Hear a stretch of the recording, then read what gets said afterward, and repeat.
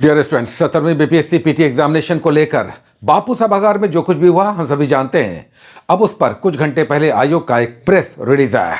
आप देख सकते हैं इस प्रेस रिलीज में आयोग ने कहा कि उसने बापू सभागार में जो कुछ भी हुआ उसके सीसीटीवी फुटेज को खंगाला है और अब इस पर वो फाइनल निर्णय लेगा। हम सभी जानते हैं कि निर्णय क्या होगा, चूंकि पहले भी इस तरह की घटनाएं घट चुकी हैं। अगर 66वीं का आपको याद होगा तो औरंगाबाद के एक सेंटर पर आयोग ने माना कि धांधलियां हुई हैं और उसका री एग्जामिनेशन हुआ था। 66वीं बीपीएससी का एग्जामिनेशन जो 27 दिसंबर 2020 को हुआ था, वहां काफी धांधलियां हुई थी, पेपर लीक हुआ था और फिर आयोग ने संज्ञान लिया और उस एग्जामिनेशन का फिर री एग्जामिनेशन हुआ 14 फरवरी 2021 को। पॉइंट टू बी नोटेड, 66वीं बीपीएससी एग्जामिनेशन का केवल एक सेंटर में आयोग ने माना कि धांधलियां हुई हैं, गड़बड़ियां हुई हैं और उसका री एग्जामिनेशन हुआ। जो एग्जामिनेशन 27 दिसंबर को हुआ था, उसका अगले साल 14 फरवरी को यानी 66वीं का री एग्जामिनेशन दोबारा आयोजित हुआ। टाइम कितना लगा? लगभग 1.5 महीने लगा। कुछ ऐसी ही स्थितियां यहां भी अब दिख रही हैं। आयोग यह मान रहा है कि केवल बापू सभागार में गड़बड़ियां हुई हैं और दूसरी जगहों को वो नजरअंदाज कर रहा है। दूसरे सेंटर्स को आयोग नजरअंदाज कर रहा है। उसका मानना है कि केवल बापू सभागार में हंगामा हुआ है।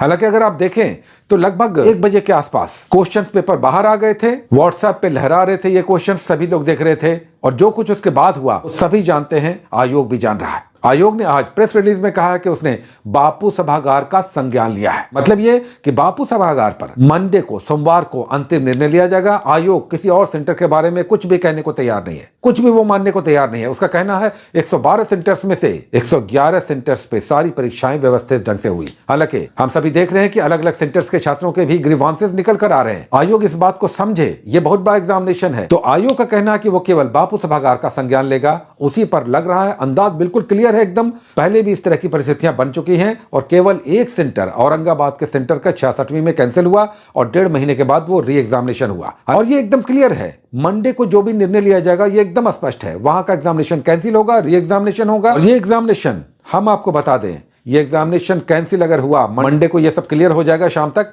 अगर ये कैंसिल हुआ केवल एक सेंटर, तो ये एग्जामिनेशन 20 से 25 दिन के अंदर आयोजित हो जाएगा।